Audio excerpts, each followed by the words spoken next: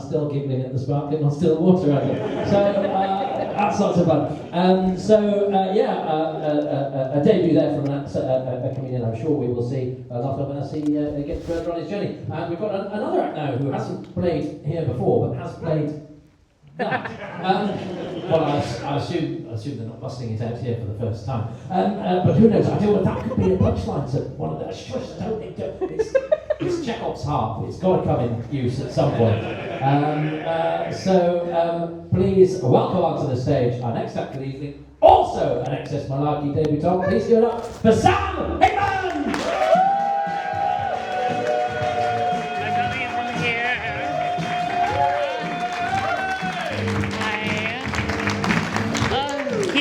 Taking off clothes. First rule of show business, always take something off. Second rule, be a virgin. Anyway, oh my gosh, wow. Stay there. Hi. Thank you. Third rule of show business, bribe the sound tech. Oh my God, it's so wonderful to be here tonight. There's so many of you and there's only one of me.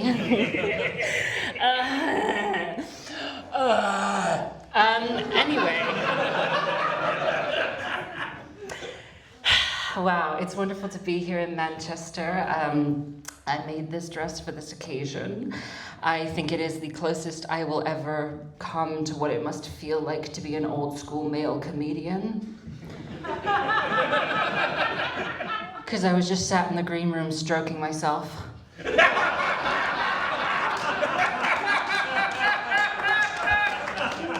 And I have like a little mantra as well, so it was very upsetting for everybody else because under my breath I kept muttering, "Good girl." Anyway, oh my gosh. My name is Sam Hickman. I came all the way here from Cardiff, Wales, Diolch yn fawr. And oh my God, you know, it's a long drive. It's 3.5 hours, which is a long time to be sat in the car listening to your own thoughts. And I was thinking like, oh God, what if after all this, what if it turns out that I'm not very talented? Or worse, what if I'm not likable enough to be mediocre? I've never said anything funny or remarkably profound. I've never shared wit, made a joke, been a silly little clown. If that's the sort of thing you're into, if that's what you've been craving, if you prayed my set would be anything even remotely entertaining.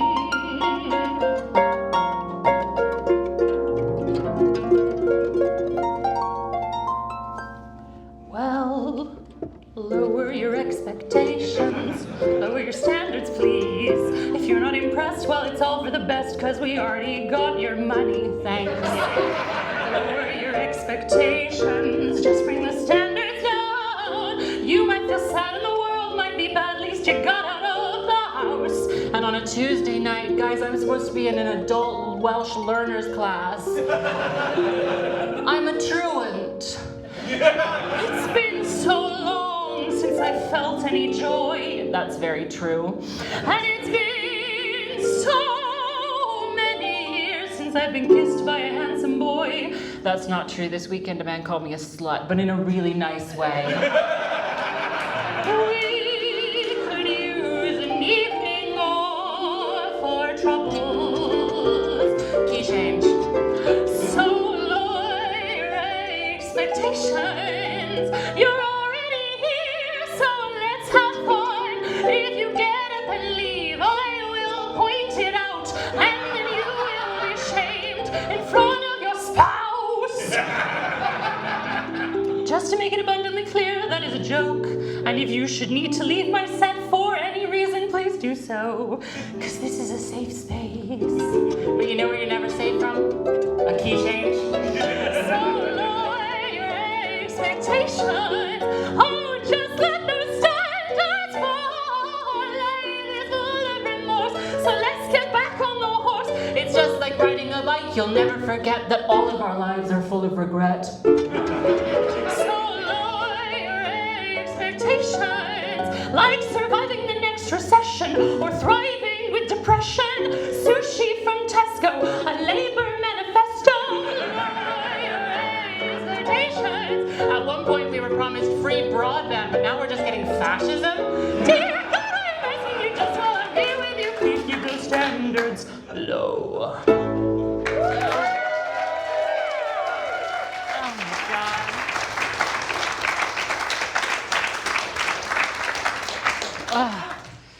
been thinking a lot about motherhood, you gays. When in Rome. Anyway, hello. I've been thinking a lot about motherhood, mainly because I am the same age that my mother was when she had me, teen pregnancy. And when I was growing up, here we go, we got there.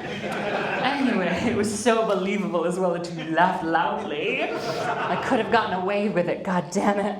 Anyway, when I was growing up, my mother was a evangelical Christian in Houston, Texas, and I came out fruity.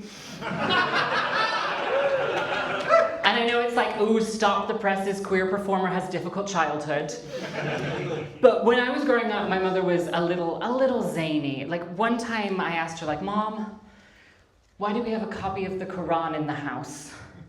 And she said, well, you have to know your enemy. I need you to know it's a miracle I came out this normal. Good girl.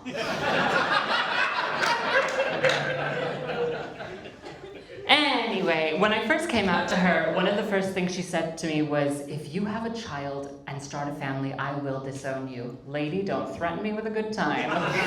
But ever since that day, I was like, okay, maybe I don't have kids because, you know, they're rich and I want to stay in the will. But also, then I started teaching. Children are disgusting. Nothing will put you off having kids like teaching. When you transition on the NHS, I swear to God these things are related. When you transition on the NHS, the main difference between NHS Wales, where I live, and NHS England, where we are now, is that in NHS Wales they offer gamete storage. Your sex bits, you can freeze them, so your sperm, your eggs, whatever you got down there, you can put in the fridge for later use. In NHS England, they offer laser hair removal. NHS England, it's 5 o'clock somewhere. Anyway, everyone that I've said this to is like, Sam, you should do that. You should freeze your bits. And I'm like, I don't know. But I started thinking about it, and I was like, okay, what would be the benefits of having a biological child? I was like, okay, well, firstly, my family, we don't have any pre-existing health conditions. Secondly, we don't get sick all that often. That's eugenics. Guys, the first 2 reasons for starting a family shouldn't be Mein Kampf. We're not trying to preserve the bloodline. We're not the British royal family. Anyway, the 3rd reason would be that it would look like me. I'm a brunette white woman. I don't want to spoil it for some of you, but this might not be my forever face. Anyway, everyone was very insistent. They were like, no, you should do it. You could change your mind. And I have been never on the fence about having kids. That is not something I want. I don't even have houseplants. So I was like, well, I don't know. And they were like, well, I mean, you never know. You could change your mind. You're young. You're running out of time. So I am here to report that Fresh to have kids is a universal experience of all women. Which is great, because for such a long time, I thought the main things we all had in common was increased chances of sexual assault, always being paid less, and always feeling a little overdressed. Good girl. Anyway, I've changed my mind on children as a genre, though. That was nothing? Okay. I wanted an ooh, I'm so sorry, you're a comedy audience, I'm used to your cabaret. I've changed my mind on children as a genre. Thank you, and that's because my friends started having kids, and I love those fuckers. Oh my God, they're so sweet and cute and adorable, and I do have a niece, but I don't like her. She's an ugly baby. I'm allowed to say that we have the same face. And she'll grow into it. She'll have 5 to 10 years of looking and feeling beautiful, and then one day she'll be sat at my parents' kitchen table, and my dad will be like, oh, look at her dimples, and my mother will laugh and say, ha ha, those aren't dimples, that's the beginning of jowls. But I love my friends' kids. They're so sweet. And I do have a favorite. And I know you're not supposed to have favorites, but they're not my kids. My favorite is the theatrical child. Oh, he's camp as shit. I love him. So, The other day I was talking to one of his moms, gay, in the kitchen, and he was playing with a little toy car on the kitchen tiles, and he was trying to get her attention.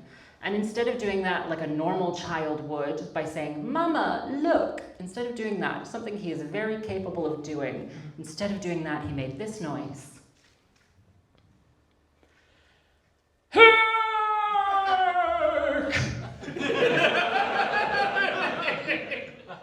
Hark!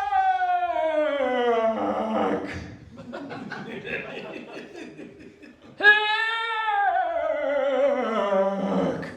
That's a wizard. That is a wizard warning a village of peril. Look! Invaders from the south. Look! The Martians have landed. Look! A sale at Zara. He outdid himself the other day at pizza night. So everyone I know is gay, so everyone I know is vegetarian. And this bitch loves ham. Oh my God, this baby loves ham. And one of his moms, gay, was like, "Oh, hey babe, do you want some ham?" And he goes, "Ham!" Gave him a slice of ham, he peeled it open, he put it in his mouth, he ate it like this, he went. And I started immediately crying, because I was like, you guys, you got together, and you made Ponyo. He's Gizmo from Gremlins. We have so much in common. And honestly, he's like new to the group, he's only 2. And it's nice to know that some of you are smart and some of you are dumb, and I can hear it. It's nice to know that he's like, we have so much in common, like me and this baby, we both love attention. And haram meat. Speaking of haram meat, I do have a boyfriend. Don't worry, I felt weird about that transition too. I do have a boyfriend. What's he like? Handsome, charming, mentally ill. He's perfect. It's going really well. We're just really compatible, which I love. We're just so compatible. Like one night we were making love so passionately that I went up to the loo and I thought, oh no, my diarrhea's back. And then it just turned out that I was full of cum.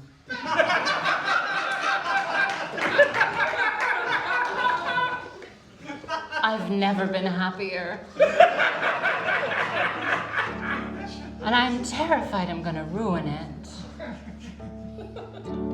I know an honest man. It's different, new and strange. New love with this honest man. He likes to watch me while I change. The games have all been played, prizes never won. Yet all I know in this whole wide world, there's only one thing I'll ever want. This is more of a sincere song. I am a singer-songwriter after all, which is just a nice way of saying twat.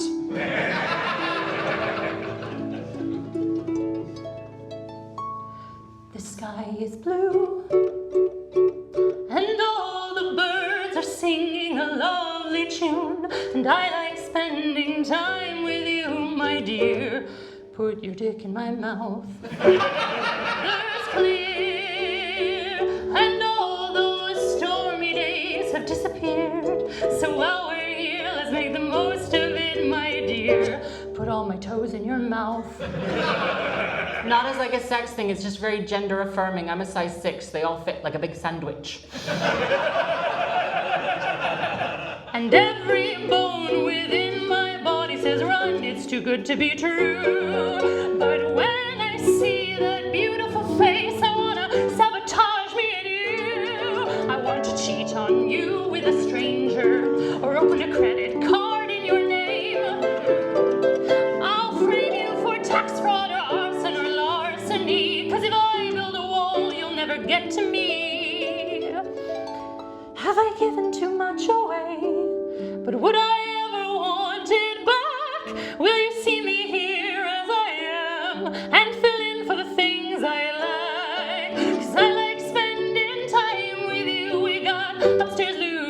downstairs lube, and I wouldn't mind if every night we snuggled watching Monk starring Tony Shalhoub. Monk is a 2002 crime detective procedural starring Tony Shalhoub as Adrian Monk. He's not a monk, he's a detective, and with the plucky assistance of his sidekick Sharona, they go around the San Francisco Bay Area solving murders. The only murder he can't solve: who killed his wife? Tony Shalhoub, sha-la-la-la-la, Tony Shalhoub, sing with me. Tony Shalhoub, sha-la-la-la-la, Tony, so one more time. Tony Shalhoub, sha-la-la-la-la, Tony Shalhoub. He was the dad in The Marvelous Miss Maisel. Oh, that's my time. Thank you so much.